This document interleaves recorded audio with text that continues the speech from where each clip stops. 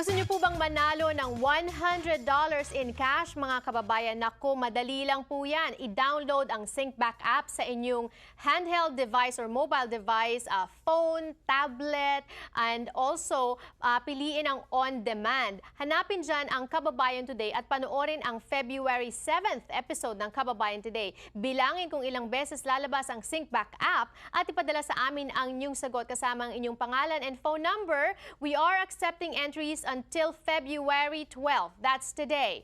Contest at la18.tv. Good luck po sa inyo and keep watching Kababayan Today. Kung saan po dito, we help kababayans not just to survive but also to thrive here in the U.S., answering some of your most frequently asked questions regarding real estate.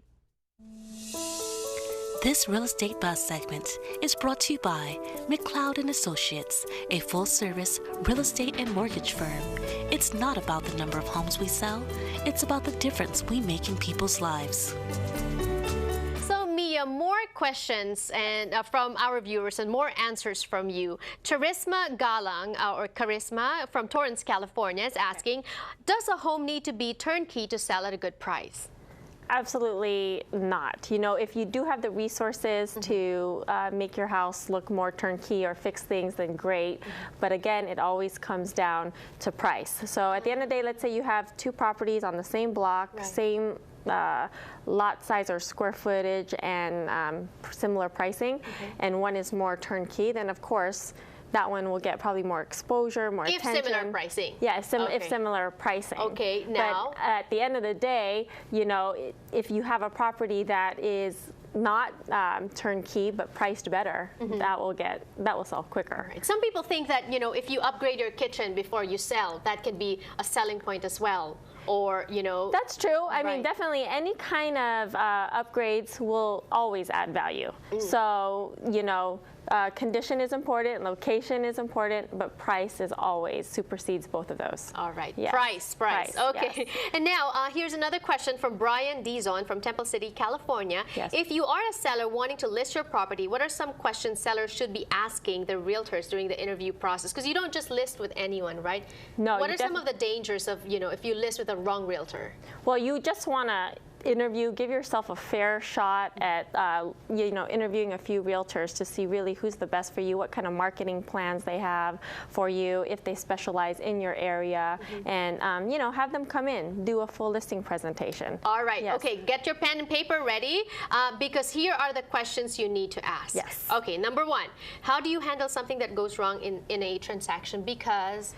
Okay, well, things always pop up in a transaction. No two deals that I've ever done have been exactly the same. And rightfully so, because everyone's, you know, different. But at the end of the day, when something pops up, you really want to first communicate that and address it with the client, and then provide some kind of solution. That's why on previous segments I always mention it's important for your realtor to have good communication skills and great problem solving and solutions oriented, you know, skills. Okay. Because go ahead. Well, just because things will, you know, always pop up. So it's so important. It's really interesting. Sometimes you'll get a really tough deal where you think, you know, someone that had bankruptcy in the past maybe needs to bring in a co-borrower. Maybe the funds are coming from overseas. But with a good listing agent, a good selling agent, and fair buyers and sellers, that really tough deal can successfully close.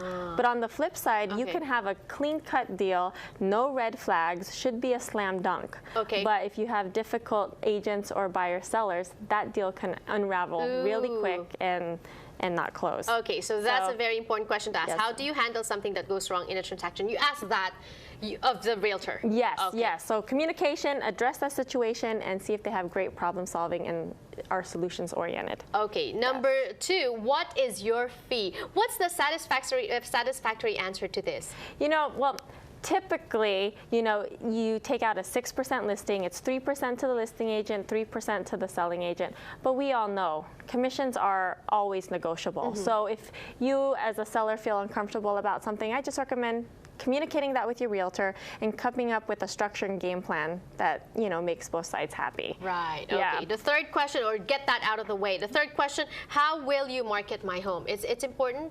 Yes, a marketing plan. How often will you do open houses? Yes. Okay. Marketing plan is so important because Well, I don't want to give away all the tricks of the trade of what we do at our office, because we have a multi-dimensional kind of marketing plan that's specific to what our office provides.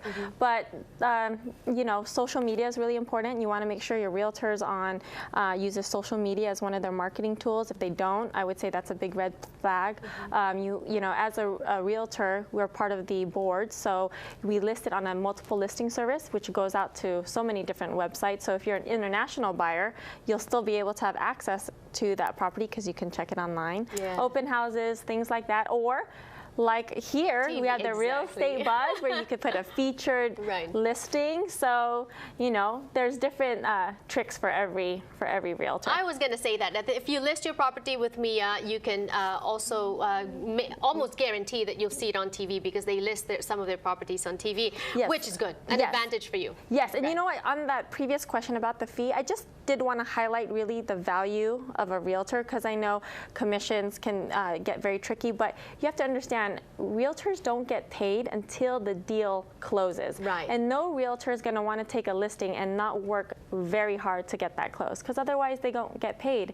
And there's not a lot of industries where you'll see professionals have to out-of-pocket marketing expense, time, exposure, resources, with no guarantee that they will actually get a paycheck at the end of the day. You know, passion and commitment are important.